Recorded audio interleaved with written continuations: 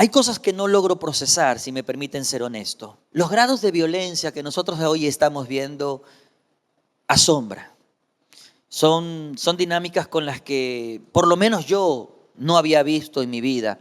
Y vamos, no sé cómo suena menos feo, 50 años o medio siglo. Pero bueno, en los 50 años de vida no había experimentado cosas como estas. Entonces, hay cosas que estoy viendo que de alguna manera me están sorprendiendo por los grados de barbaridad con la que muchas veces el ser humano actúa.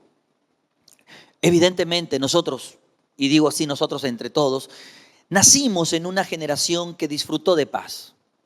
Una paz que nos dio una lectura de la vida y esa lectura nos hizo creer que así era la vida, que así era la historia. Entonces, durante esta temporada tomé un tiempo para meditar cómo ha sido la historia. Y en esa lectura debo reconocer, los tiempos de paz dentro de la historia de la humanidad han sido pocos y cortos. Nosotros disfrutamos un tiempo de paz. Entonces, lo que hoy empezamos a ver que de alguna forma nos sorprende, en realidad eso es la normalidad de la historia humana. Esa es la normalidad de la historia humana. Nosotros vivimos en medio de una historia que está en un laberinto de violencia que no sabe cómo salir.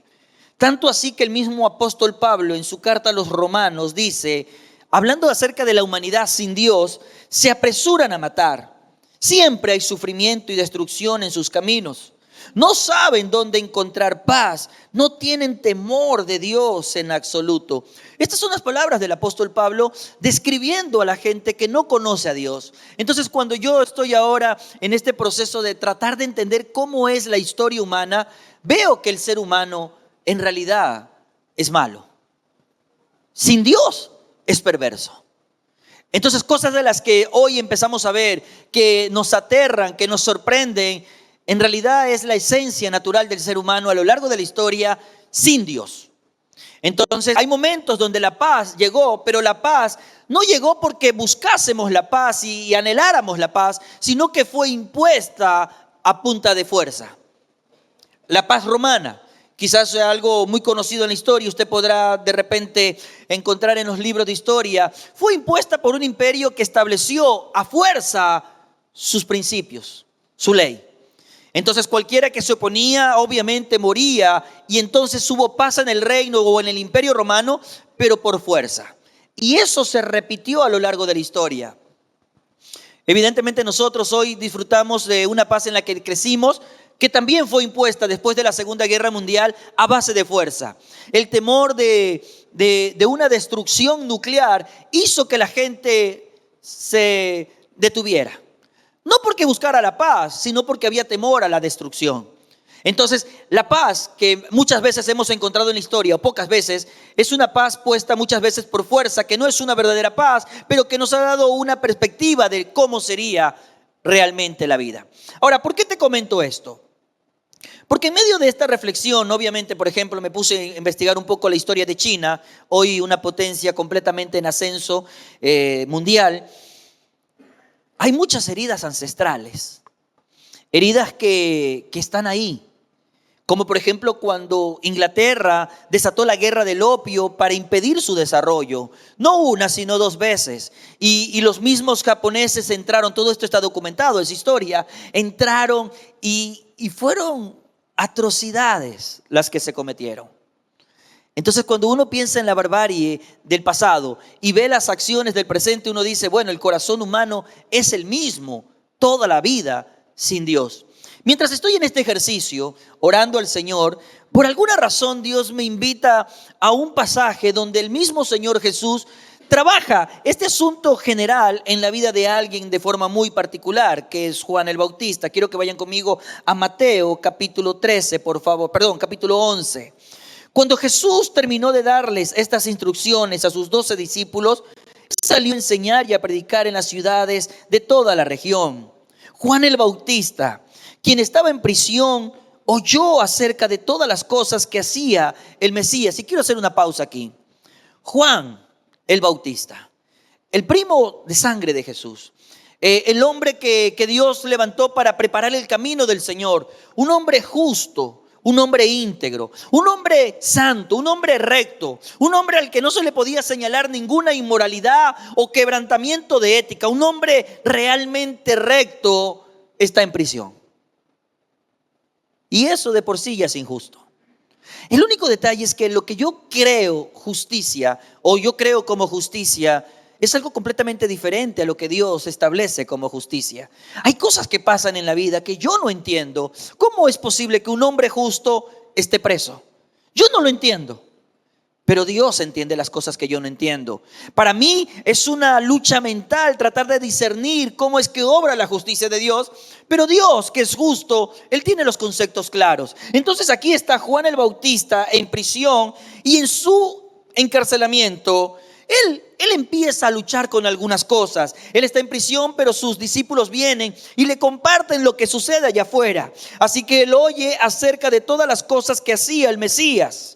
Aquel hombre al que había bautizado ahora no lo ve, pero lo está escuchando, de que hay cosas que están sucediendo a través de él. Entonces Juan envió a sus discípulos para que le preguntaran a Jesús: ¿eres tú el Mesías a quien hemos esperado? ¿O debemos seguir esperando? ¿Debemos seguir buscando a otro? Piensa un momento en esto. Un hombre que había visto los cielos abrirse.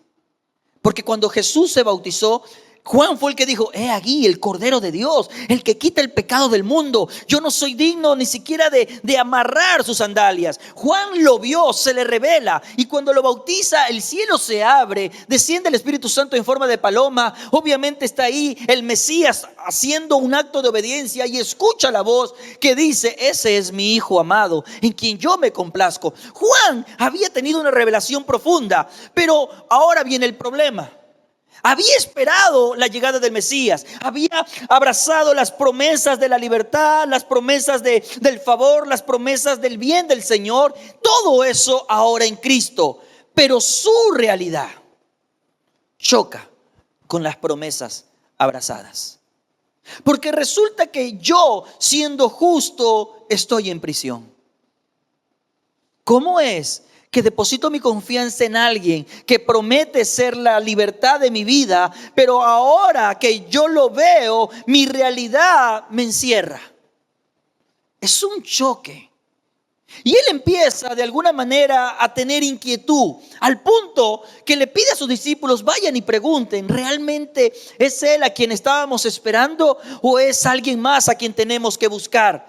Porque de alguna manera debo reconocer esto: la gente justa también tiene momentos de duda, y duda honestamente.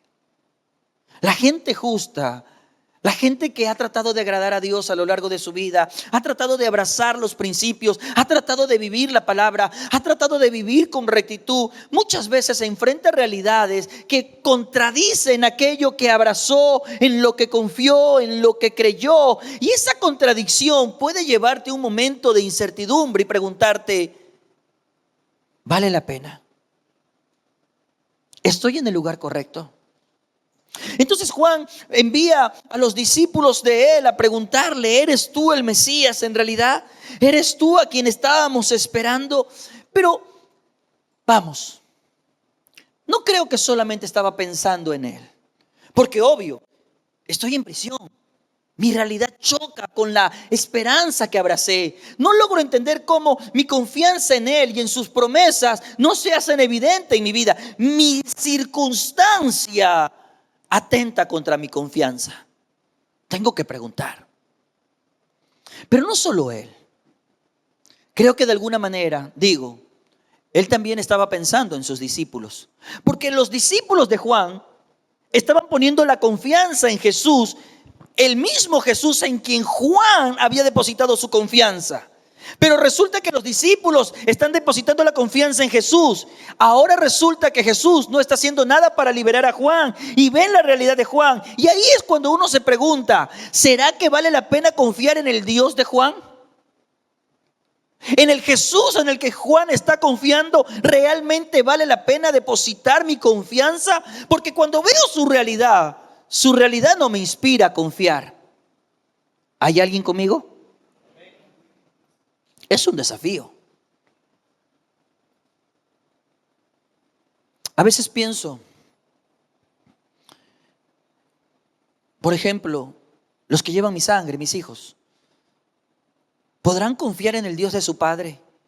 Cuando de repente ven que la realidad de su padre es la realidad de una vida limitada o de una vida en adversidad constante, ellos al ver la vida de su padre en adversidad podrán mantener su confianza en aquel Dios que promete cosas que uno, cuando trata de verlas en la realidad, uno dice, pero ¿para qué? ¿Por qué razón? Es un desafío. Ustedes escucharon de que hace unos días un muy buen amigo mío perdió la vida en una forma dolorosa. Ahora que él no está, su esposa, sus hijas, deben estar ahí en una situación compleja. Porque ahí es cuando la realidad te da una bofetada en la cara y te preguntas cosas como, ¿dónde estaba Dios? ¿Por qué no lo protegió? Hay realidades que golpean la cara, el corazón. Y ahí Juan está en medio de una lucha preguntándose, ¿es realmente Jesús a quien yo tenía que creer, en quien yo debía depositar mi confianza? Porque ya no solamente es un asunto mío, sino la realidad es también de aquellos que están siguiéndome, porque yo tal vez yo no estoy, y ahora yo estoy limitado. De hecho, usted sabe, él termina decapitado, entonces él ya no va a estar en la escena. Pero la pregunta es, ¿ellos seguirán confiando en él a pesar de la realidad que están viendo? Ha sido un tiempo para pensar profundamente. Hablo de mí. Si mi amigo hizo su trabajo, y creo que lo hizo, su esposa y sus hijas, aún en el dolor, dirán, Señor, tú estás en control. No lo entiendo, pero tú estás en control. Y cuando los discípulos de Juan llegan a Juan, me cautiva lo que sucede, porque ¿sabes qué? Ahí Juan está en ese dilema. Si eres tú el rey, ¿por qué el mal sigue gobernando? Y yo estoy aquí en esta mazmorra, en esta prisión, en esta cárcel. ¿Por qué? ¿Por qué razón? Y sabes, Jesús, verso número 4, Jesús les dice a ellos, regresen a Juan. Por favor, vuelvan a él. Pero ¿saben qué? Cuéntenle lo que han visto y oído. ¿Qué cosa? Los ciegos ven, los cojos caminan bien, los leprosos son curados, los sordos oyen, los muertos resucitan y a los pobres se les predica el evangelio. Cuéntenle lo que está sucediendo. Cuéntenle lo que está pasando. ¿Y saben qué? Verso 6. Díganle también, Dios bendice a los que no se apartan a causa de mí. Hay un hecho real. Juan, que había aprendido a vivir en justicia, había aprendido también a confrontar cosas. Porque seamos honestos, el evangelio tarde o temprano va a ofender. Porque el evangelio nos invita a corregir lo que está mal, a enderezar los caminos torcidos. El evangelio nos invita a hacer cambios que no son cómodos, pero son necesarios si hemos de vivir en armonía con Dios. Entonces, ahora Juan, producto de ser justo y denunciar lo que está mal, está en prisión, está dudando, está luchando. Y la respuesta de Jesús es con sus discípulos, muéstrenle lo que está pasando y déjenle saber que yo bendigo a los que no se apartan de mí y por causa mía. Lo que Jesús está diciendo no tiene que ver con el hecho de la evidencia de los milagros, porque a veces podemos llegar a creer, bueno, Jesús le está mostrando con evidencia, tú sabes, los milagros que están sucediendo. No, esto es algo más profundo que nosotros deberíamos aprender a abrazar con certeza. Lo que Jesús está diciendo al dar esta respuesta es citando lo que dice Isaías 35. Yo quiero que lo vean en la pantalla. Isaías 35, ¿me ayudas por favor la siguiente lámina? Mire lo que dice. Está hablando de, y cuando Él venga, ¿quién venga? Jesús. Juan está en prisión. Juan ha leído el Antiguo Testamento, ha leído a los profetas, ha abrazado esa palabra con esperanza, con confianza. Su realidad choca con esa palabra, pero su realidad que choca con esa palabra lo lleva a un punto de duda. Así que le pregunta a Jesús y Jesús le responde, oye, Isaías, mucho tiempo antes de que tú existieras, él dijo que cuando él venga, es decir, yo abriría los ojos de los ciegos y destapará los oídos de los sordos. El cojo saltará como un ciervo y los que no pueden hablar cantarán de alegría. Brotarán manantiales en el desierto y corrientes regarán la tierra baldía. Jesús está citando eso. Vaya y díganle. Lo que realmente Jesús está diciendo es, díganle a Juan, cielo y tierra pasará, pero lo que está escrito no pasará. Todo se cumplirá. El punto es este. En mi vida, estoy tratando de mantener mi fe. Estoy luchando por sostener mi confianza, pero mi realidad choca con cosas que están escritas. Y cuando esas cosas empiezan a contradecirse, me pregunto, ¿estoy depositando mi confianza en el lugar correcto? Me pregunto, ¿vale la pena seguir creyendo y seguir confiando? ¿Sabes? El punto es este. Jesús le está diciendo, amado, nada de lo que está escrito, nada dejará de cumplirse. Si Dios lo dice, Él lo hace. Si Él lo promete, Él lo cumple. El detalle es que mi realidad no la logro entender. No la entiendo. Mira, si tú estás viviendo por tiempos de adversidad y es una realidad que te hace dudar de si tu confianza en Dios vale la pena.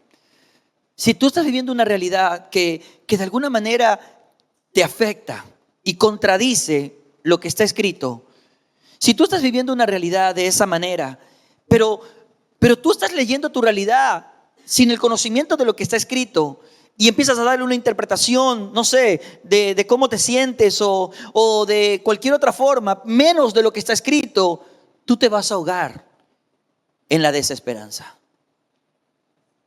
Cuando Jesús le envía ese mensaje a Juan, lo que le está diciendo a Juan es, mira, aunque estés en el valle de la sombra y de la muerte, ten paz. Yo estoy en control. Y sé que es difícil, porque en medio de la adversidad, qué difícil que es encontrar paz. Juan sigue en prisión.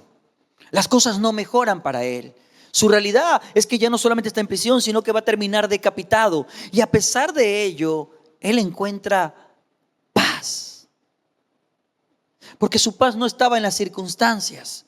Su paz estaba en la persona de Jesús, quien le dio una palabra. Una palabra tuya es suficiente para sostenerme. Ahora todo lo que he abrazado y que he guardado en mi corazón y a lo que he creído, aunque mi realidad no me permite verlo, he escuchado de ti decir que todo se cumple, Señor. Entonces voy a decidir mantener mi confianza en ti, aunque mi realidad no sea lo que estoy esperando. Sé que es difícil. Lo sé.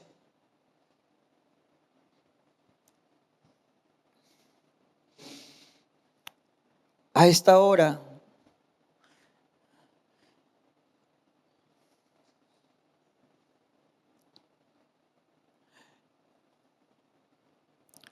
la viuda de mi amigo, que era pastor,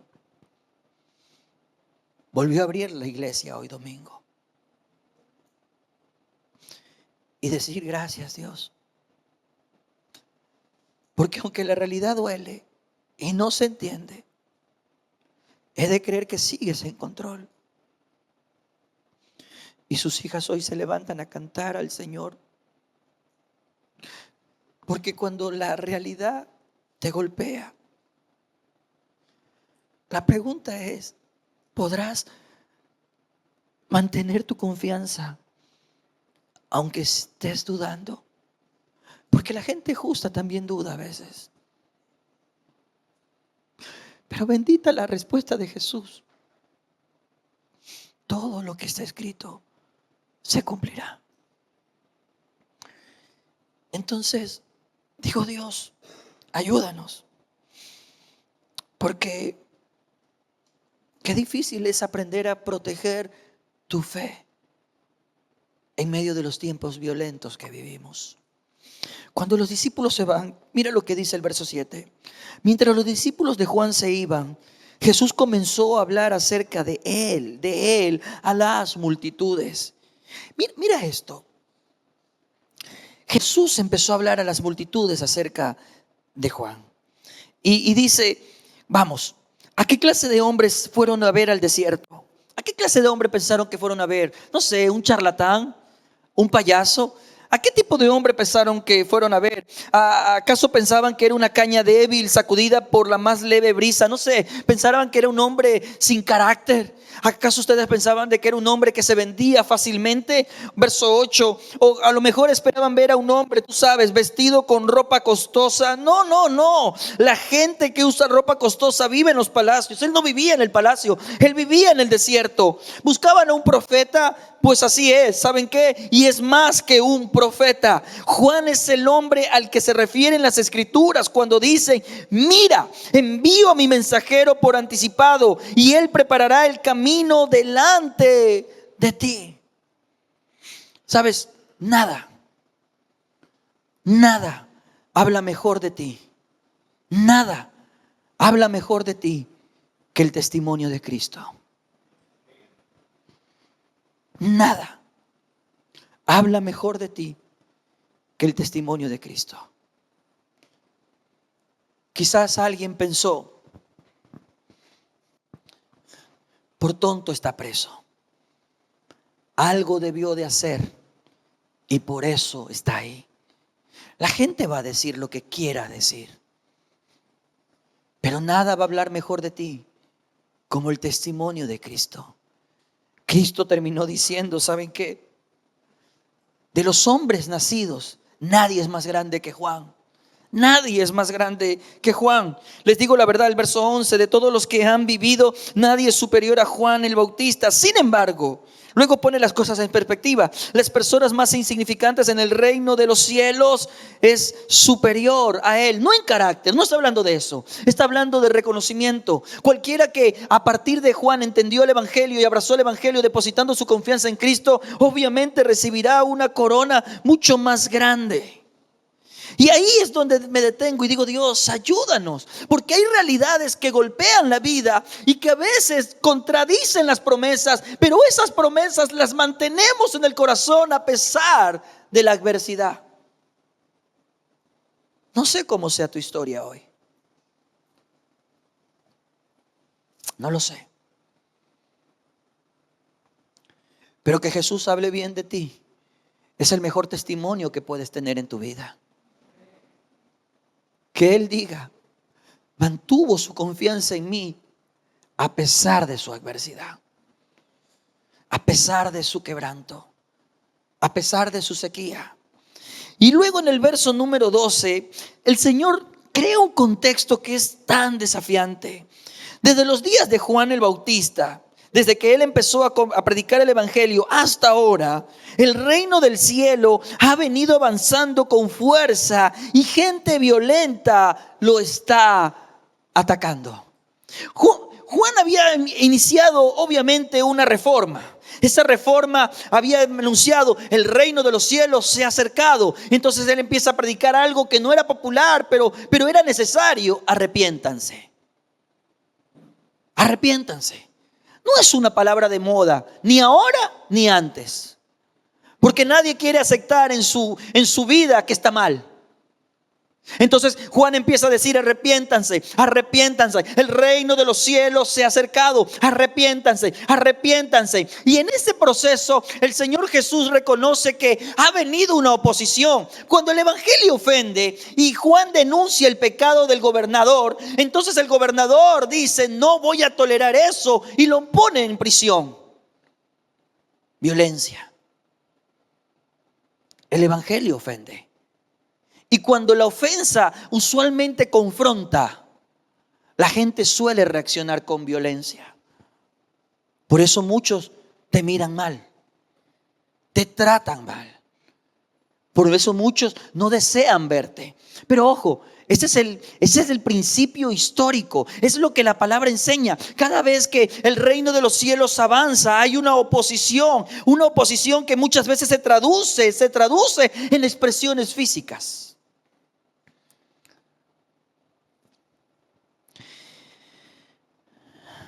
Permíteme hacer un paréntesis aquí.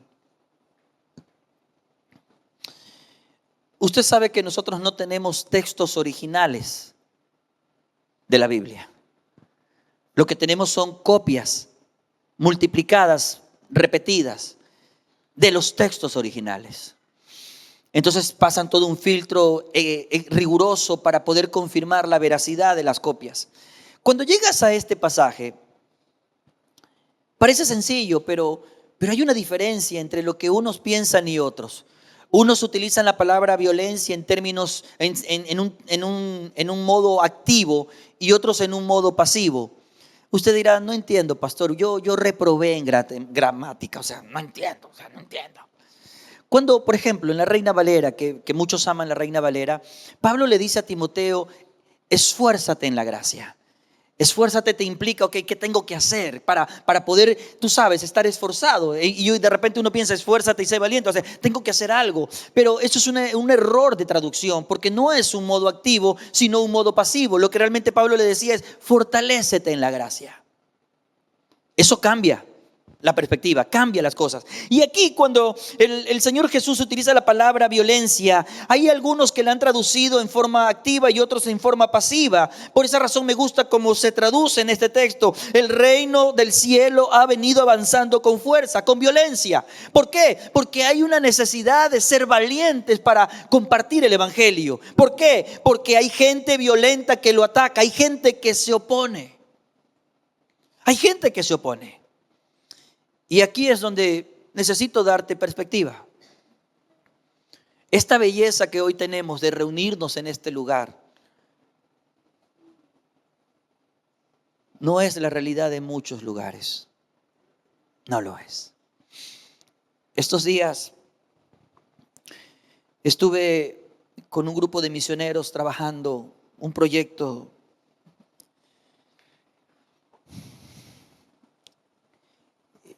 Y uno de ellos me contaba que en China las iglesias a veces no se pueden reunir más de 5 personas. Porque cualquier grupo más allá de 5 se vuelve sospechoso.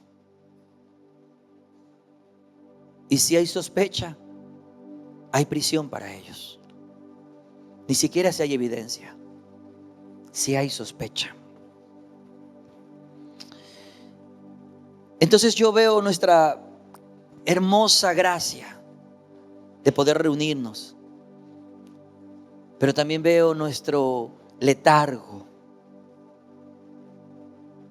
Entonces cuando de repente mi adversidad golpea mi vida,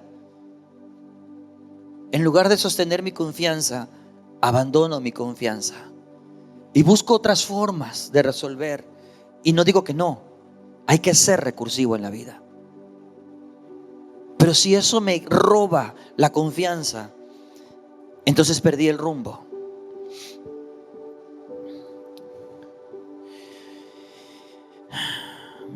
El reino de los cielos sufre violencia, pero también avanza con violencia. Hay una violencia espiritual que se empieza a manifestar en la violencia física que vemos. El problema es que la iglesia muchas veces pierde su capacidad de leer. Entonces la adversidad que vive se lee de cierta manera y no se filtra correctamente. Pero cuando yo entiendo lo que está escrito, que fue lo que Jesús le dijo a Juan, oye, lo que está escrito se cumplió. Y entonces yo abrazo lo que está escrito, yo aprendo a leer correctamente lo que está sucediendo en mi vida. Pero a veces la iglesia se confunde. Entonces, digo esto con respeto, por favor. He conocido países donde los pastores están armados, porque de alguna forma hay una lectura de la violencia es permitida. Ahora, ojo, ese es un problema de la historia. ¿Usted se imagina a uno de los discípulos armados? Pues sí, Pedro andaba armado. ¡Ah! Pastor, claro, no tenían pistolas como nosotros, armas, pero él andaba bien armado, sacó le voló la oreja. Jesús le dijo, espérate, ¿qué haces con eso? Guarda eso. No, pero guarda eso. No es esa la violencia que yo estoy hablando. Y pobre guardia, entonces agarró la oreja. Toma, perdóname.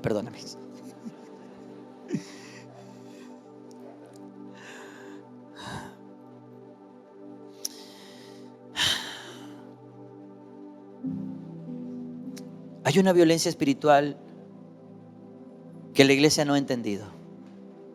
Entonces hoy la iglesia vive en temor. ¿A quién le da miedo salir por las noches? Con la honestidad, ¿cierto? Y no digo que seamos imprudentes, no digo eso. Jamás estaría diciéndote eso. Pero lo que no viene del amor y viene del temor es falta de confianza. Es pecado, la Biblia dice. Entonces yo debo, Señor, ayúdame Señor a entender de qué se trata la violencia. Ahora, mira, nuestras oraciones a veces parecen un clamor de auxilio y olvidamos nuestra posición en Cristo. Señor, en tu nombre me levanto. Ninguna arma forjada contra ti prosperará. El punto es que a veces pienso, tú sabes, voy a vivir en una inmunidad. El Señor dijo, no, yo estaré contigo. Pero en el mundo tendrás aflicción. La aflicción va a golpear a veces.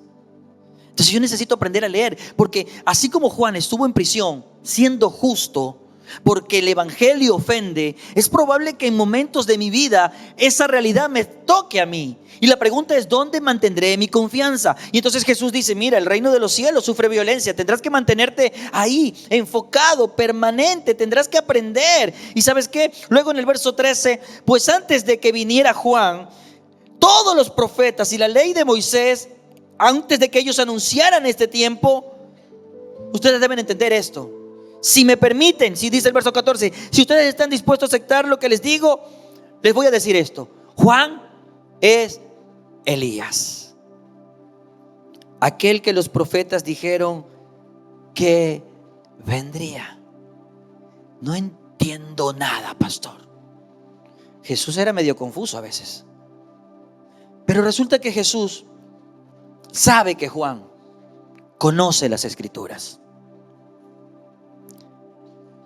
Y Elías había sido un profeta. Dice Santiago, sujeto a pasiones como cualquiera de nosotros. Es decir, luchaba con la depre también. Si usted a veces se siente desanimado, tranquilo, Elías también se desanimaba. Juan dudaba. Gente justa tiene batallas como estas. Pero Elías aprendió a depender de Dios. Y a pesar de su debilidad, aprendió a ser fuerte en Dios. El pueblo estaba perdido. No querían a Dios, querían su estilo de vida, tenían falsos profetas, 450 profetas de Baal contra él. Vamos, dale, está bien. El único tema es que Elías depositó su confianza en el Dios verdadero. Y cuando llegó el momento, Elías vio el fuego del cielo caer, lo que nunca vieron los profetas falsos de Baal. Y Elías supo confrontar a Acab y a Jezabel, que eran los gobernantes de la época y eran inmorales en su manera de vivir. Inmorales. Si usted lee el detalle, a Jezabel la terminan tumbando los eunucos por la ventana. Eunucos que ellos mismos habían inducido a ser eunucos, porque habían emancipado la masculinidad, habían hecho que los hombres dejen de ser hombres. Entonces, cuando tú ves a Elías, tú ves un fuego de Dios en su corazón, apasionado por proclamar la verdad. Vuelvan a Dios. Ustedes decidan si van a servir a los dioses de Baal, a Baal y a todos sus profetas, o van a servir al Dios verdadero. Es un mensaje de confrontación y arrepentimiento. Entonces, cuando Jesús dice, Él es Elías, es que Juan no es que es Elías reencarnado, olvídate de eso, pero tiene el mismo espíritu, el mismo enfoque, la misma pasión. Y Juan empieza a predicar, arrepiéntanse. No era agradable en los tiempos de Elías escuchar. No era agradable en los tiempos de Juan escuchar. Pero ¿sabes qué es lo curioso de esto? Que en los días finales, Cuando Cristo regrese, los días de Elías volverán a ser parte de nuestra vida. Ahora, aquí está el detalle. Elías era una voz en el desierto, porque su mensaje no era agradable. Juan era la voz en el desierto, porque su mensaje era incómodo. Pero ¿sabes qué pasa con la iglesia hoy? La iglesia quiere ser políticamente correcta.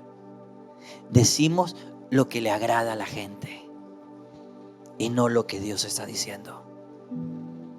Y mientras no tengamos conciencia de eso, no seremos la voz del desierto.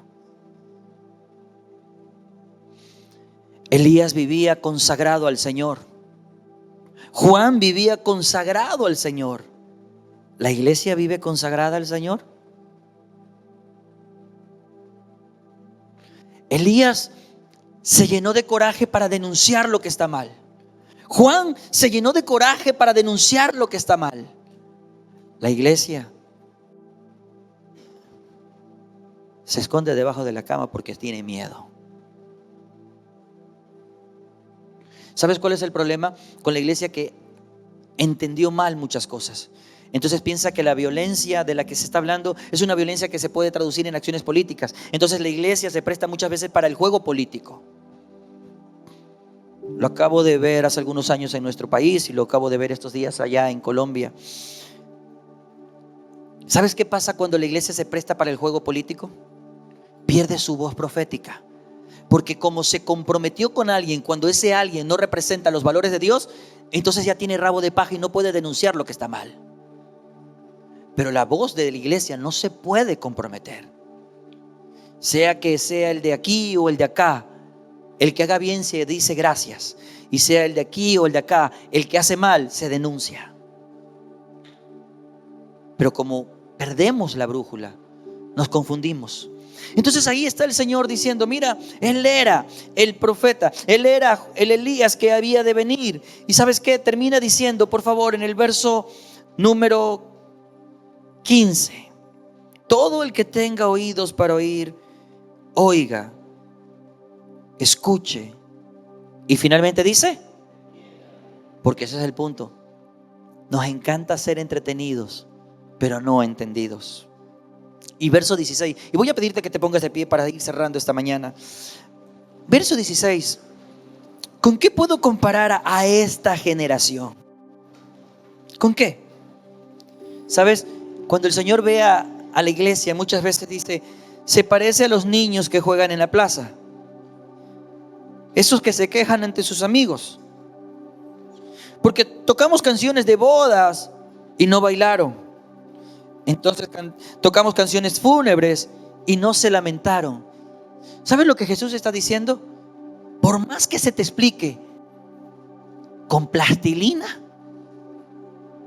no reaccionas. Por eso dice, el que tenga oídos para oír, oiga. Hay gente que ha endurecido tanto su corazón que aunque Dios está hablando con tanta claridad, no reacciona. Padre, te pido en el nombre de Jesús, ayúdanos a entender